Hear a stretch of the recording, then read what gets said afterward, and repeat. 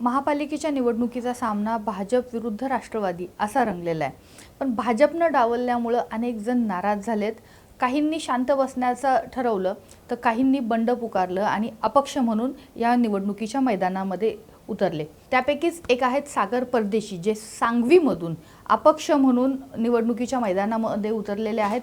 भाजपकडून निवडणूक लढवण्याची त्यांची इच्छा होती, मात्र भाजपनं त्यांना तिकीट दिलं नाही आणि आता अपक्ष निवडणुकीच्या मैदानामध्ये आहेत. त्यांचं काय म्हणणं आहे या सगळ्या एकूणच निवडणूक प्रक्रियेबाबत, पक्षामध्ये त्यांना जो अनुभव आला तो, आणि लोकांपुढे काय प्रश्न घेऊन ते जात आहेत, लोक त्यांना कसे स्वीकारतायत, हे आपण आज जाणून घेणार आहोत आसपासच्या किरण या विशेष राजकीय कार्यक्रमामध्ये. भाजपकडून इच्छुक होतात. नमस्कार. भाजपकडून इच्छुक होतात, भाजपनं तिकीट दिलं नाही, अनेक जण शांत बसले, तुम्ही अपक्ष उभे राहिलात. मी भाजपकडे इच्छुक होतो, पण भाजपने त्यांचेच कॅन्डिडेट द्यायचे ठरवले. पण त्यांनी त्यांच्या विचारांचे कॅन्डिडेट देत असताना त्यांना त्यांच्या विचाराचं दुसरे 8-9चे कॅन्डिडेट सापडले नाहीत. त्यांना फक्त जगतापच सापडले त्यांच्या विचाराचे. नवी सांगवी त्यांनी दिलेले उमेदवार स्थायिक नाही आहेत. मुळात ते स्वतःलाच मतदान करू शकत नाही, त्यांच्या कुटुंबात त्यांना कोणी मतदान करू शकत नाही. असं असताना देखील आमच्या इथे चिंचवड मतदारसंघातल्या आमदारांनी ती 4 उमेदवार जगतापांच्या आमच्या इथं दिले. आता स्थानिक उमेदवार का हवा, तर स्थानिक उमेदवाराला तिथल्या अडचणी माहिती आहेत किंवा त्या लोकांशी त्यांचा संपर्क आहे. अडचणी असल्यानंतर जवळचा उमेदवार दिला तर स्थानिक लोक त्यांना माहिती असलेल्या उमेदवाराकडे जाऊ शकतात त्यांच्या अडचणी सांगायला. उमेदवार स्थानिक नाहीत, त्यांना लोक ओळखत नाहीत, मग प्रश्न मांडणार कुणाकडे जाऊन, आणि दिलेत ते अगदी 2 गाव सोडून पिंपळेगुराची दिलेत. म्हणजे आमच्या इथल्या नागरिकांना समस्या मांडायची म्हणजे अगदी रिक्षा करून, ज्येष्ठ नागरिक असेल किंवा महिला असेल, त्यांना 100 रुपये खर्च करून त्यांच्या दारापर्यंत जाणे आणि समस्या मांडणे. पण तुम्हाला उमेदवारी का नाकारली? आम्ही इच्छुक असताना त्यांचं असं मत आलं, बा आम्ही ज्यावेळी विचारणा केली त्यावेळी त्यांचं असं मत आलं की आम्हाला आमच्या विचारांचे उमेदवार द्यायचे आहेत. ठीक आहे, तुमच्या विचारांचे उमेदवार द्यावेत. मी भाजपच्या विरोधातच काम केलेलं आहे कायम, मला उमेदवारी डावलण्याचं वाईट वाटत नाही. पण तुमच्या विचारांचा आमच्या प्रभागात एकही माणूस तुम्हाला सापडला नाही का? म्हणजे नवी सांगवीत तुमच्या विचारांचा माणूस राहिला नाही का? ह्या प्रश्नाचं उत्तर आम्हाला अनेकदा आम्ही जनाक्रोश ज्यावेळी घेतला त्यावेळी आम्हाला हाही प्रश्न विचारायचा होता की तुमच्या विचारांचं म्हणजे नेमका कोण, तुमचे विचार म्हणजे फक्त जगतापच का? पण दुसरीकडे भाजपमध्ये जोरदार इन्कमिंग झालं, जे बाहेरचे आले त्यांना अगदी पटकन तिकीटं दिली. आता परिस्थिती काय आली, त्यांच्याकडे ज्यावेळी फॉर्म भरायची प्रक्रिया चालू झाली, त्या फॉर्म भरण्याच्या प्रक्रियेत तुम्हाला सांगतो अगदी त्यांनी काहीतरी, माझ्या अंदाजे मी ऐकलं 600चा काहीतरी आकडा होता त्यांचा. 128 जागांना 600 उमेदवार त्यांच्याकडे आले होते. असं असताना देखील त्यांना त्यांची स्वतःचे जे काही उमेदवार होते ते त्यांना घरी बसून त्यांना तिकडचे द्यावे असे वाटले. आता तिकडचे उमेदवार त्यांनी का घेतले किंवा त्यांच्या काय अनुषंगाने किंवा काय गणित त्यांची त्या हिशोबाने घेतले त्याविषयी आपल्याला फार अभ्यास नाही. जगतापांनाच निवडलं, या मागचं काय कारण वाटतं तुम्हाला?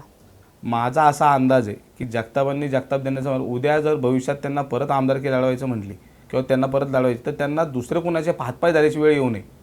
आणि त्यांचा घरातला माणूस असेल तर तिथले तर त्यांना 3 गावात त्यांना ते करायचं होतं, त्यामुळे त्यांनी त्यांच्या हिशोबाने सगळे जगताप दिले तिथे. जेव्हा इथं आता निवडणुकीचा सगळा प्रचार चालू आहे किंवा शहरात एक चर्चा आहे की जे 2 आमदार आहेत भाजपचे, त्यांनी शहर वाटून घेतलेले आहे, एक अलीकडे एक पलीकडे. तर तुमच्याकडे जे आहेत आमदार वाटून घेतले म्हणजे नेमकं काय, कसा कारभार चालतो? आता आमच्याकडे काय होतं म्हणजे शंकर पांडुरंग जगताप हे आमच्याकडे आमदार आहेत. भाऊंनी गेल्या 40 वर्षात प्रचंड विकास केलेला आहे, आमच्या भागाचा प्रचंड विकास केला आहे. मध्ये आजची आमच्या भागाला पिंपळेगुरव, नवी सांगवी, जुन्या सांगवीची आपण जर करन्सी बोलूयात, करन्सीविषयी, तर ती इतर जे आमच्यापेक्षा जे सुधारित आहेत, समजा वाकडे किंवा सौदागरे, त्यांच्यापेक्षा आमची करन्सी महाग आहे. पण त्यांच्या नंतरच्या काळात म्हणजे त्यांच्या नंतरचे दोन्ही उमेदवार निवडून आल्यानंतर परत त्यांनी कुठल्याही लोकांच्या संपर्कात गेलेलं नाही. अगदी 2 वर्ष झालेत आता. पण आता आम्ही जसा प्रचार करतो तसं लोकांच्या दारात जातो, लोकांचं म्हणणं बा आम्ही आमदार निवडून दिले तेही आमच्यापर्यंत आलेले नाहीत. ठीक आहे, आमदार घरोघरी जाऊ शकत नाही म्हणून महानगरपालिकेने नगरसेवक निवडलेले असतात. ते नगरसेवक त्या नगरातले असावे. नगरसेवक आपण कशाला म्हणतो, तो नगरातला आहे आणि तो सेवक आहे, त्यामुळे आपण नगरसेवक म्हणतो. मग नगरातलाच नाही तर तो सेवक कसा होईल? काय काय समस्या आहेत तुमच्या प्रभागात? आमच्याकडे मॅडम तुम्हाला प्रामुख्याने सांगतो, सगळ्यात एक तर आमच्याकडे गेल्या ज्यावेळी भाग सुधारित होता ना, आमचा नवी सांगवीचा भाग हा डेव्हलपमेंट प्लॅनच्या अगोदरचा आहे. म्हणजे आमचा भाग आधी आमची स्थायिक लोकं झाली सगळी, म्हणजे नवी सांगवी, पिंपळेगुरव किंवा जुनी सांगवी इथे लोक स्थायिक झाली आणि नंतर डेव्हलप झाला तो वर्ड. बाकी ठिकाणी कसे होते, समजा टाउन प्लॅनिंगच्या हिशोबाने आधी रस्ते आखले जातात आणि मग डेव्हलपमेंट होते. तर आमचा भाग ज्यावेळी डेव्हलप होता तेव्हा आम्ही सगळे जुनी लोक आहोत, स्थानिक आहोत. आमच्याकडे पार्किंगची समस्या सगळ्यात मोठी आहे आत्ता. म्हणजे आमच्याकडे प्रत्येकाकडे एक एक दोन दोन गाड्या आहेत, पण आमच्याकडे लावायला जागा नाही. तर त्याच्यासाठी महानगरपालिकेने काहीतरी नियोजन करावं. म्हणजे त्यांनी अगदी एखादी कुठल्या तरी आरक्षणात पार्किंगची व्यवस्था करावी. आमचे लोक जे काही कर असेल ते भरून तिथे गाड्या लावतील. त्याच्यानंतर आमच्याकडे भाजी मंडई आहे, पण तिची सुव्यवस्था व्यवस्थित नाही आहे. म्हणजे अगदी भाजी मंडईला जागा आहे, पण ती व्यवस्थित नाही. त्याचीही पार्किंगची अडचणच आहे. आणि येणार जाणार ज्येष्ठ नागरिक आहे किंवा महिला आहेत, यांच्यासाठी स्वच्छतागृह असावं. आमच्याकडे सगळा बैठी क्राऊड आहे, त्यामुळे आमच्याकडे फार असं 2 व्हीलर 4 व्हीलर फिरणारं क्राऊड नाही. मग त्या लोकांसाठी सुव्यवस्था पार्किंगची असावी किंवा तुमच्या स्वच्छतागृहाची असावी, ही नागरिकांची आमची मागणी आहे. पण सत्ताधारी भाजपच्या विरोधामध्ये तुमचा निभाव किती लागेल? आता ह्यावेळी काय होतं, महानगरपालिकेचे इलेक्शन जे असतात ना, ते स्थानिक स्वराज्य आपण जे म्हणतो ते स्थानिक लोकांवरती अवलंबून असतात. मलाही सुरुवातीला असं वाटलं होतं किंवा भाजपच्या विरोधात आपण लढतो तर आपला टिकाव किती लागेल. पण ज्या ताकदीने नवी सांगवीकर उभी राहिले किंवा प्रभाग क्रमांक 31 म्हणूयात आपण, ज्या ताकदीने उभा राहिला, त्या ताकदीने आता भाजपला आणि राष्ट्रवादीलाही थोडंसं डगमगल्याचं जाणवायला लागले आता. पण मग इथं असंही बोललं जातं की भाजपची एक दहशत आहे इथे. पिंपरीमध्ये जो काही प्रकार झाला त्या ह्याच्यामध्ये तुमच्या प्रभागामध्ये तुम्हाला काही जाणवतं? नाही, आमच्या प्रभागात असं काही नाही आहे. कारण आम्ही जे लोक आहोत ते अगदी भाऊंच्या पहिल्या निवडणुकीपासून ते आत्ता शंकर शेठ निवडून येईपर्यंत आम्ही त्यांच्यासोबत आहे. म्हणजे आम्ही जुनीच लोक आहोत. त्यामुळे जुन्या लोकांवरती दडपशाही किंवा दहशतवादी असं काही त्यांच्या सोबत नाही ना आत्ता? नाही, सोबत नाही, पण त्यांचा असं म्हणजे त्यांचा असं कुणाला वाईट असं दरारा नाही किंवा दहशत नाही किंवा दडपशाही नाही त्यांची कुणालावरती. कुठले मुद्दे घेऊन तुम्ही आता लोकांसमोर जाता? नागरिकांचे जे मूलभूत मुद्दे ते मुद्दे घेऊन नवी सांगवीकर किंवा प्रभाग क्रमांक 31 या मुद्द्यांवरती जे नागरिकांनी मला मुद्दे सांगितले, त्यात मुद्दे आमचा पार्किंगचा आहे, त्याच्यानंतर आमचा तुमचं स्वच्छतागृहाचा आहे, त्याच्यानंतर तुमच्या भाजी मंडईच्या सुव्यवस्थेचं आहे. आणि सगळ्यात मूळ आमच्याकडे जी बचत गट आत्ता आहेत, त्या बचत गटांच्या महिलांशी ज्यावेळी आम्ही संपर्क केला तर त्यांचं म्हणणं आमच्याकडे रोजगार नाही, लाईट, ड्रेनेज, पाणी ही आमची मूलभूत आता गरज राहिलेली नाही. आमची मूलभूत गरज आहे आमच्याकडे रोजगार द्या. पण जो निधी महानगरपालिकेकडनं येतो तो निधी आमच्यापर्यंत पोहोचतच नाही. मग तो निधी जातो कुठे? पाण्याची काय परिस्थिती आहे? तुम्ही पाण्याची समस्या आहे सांगतात, नेमकी काय परिस्थिती? आमच्याकडे पाणी अवेळी येते. म्हणजे आमच्याकडे कसं होतं, दर 2 दिवसांनी 1 दिवसाने पाणी कपात होते. आता तर सगळं पाणी सुरक्षित वेळ सुरळीत चाललेलं आहे. मग पाणी कपात काय? म्हणजे अगदी लोकांना 2 वाजता 2:30 वाजता पाणी येतं, मग त्या लोकांनी काम सोडून मग ते पाणी भरायला जातात.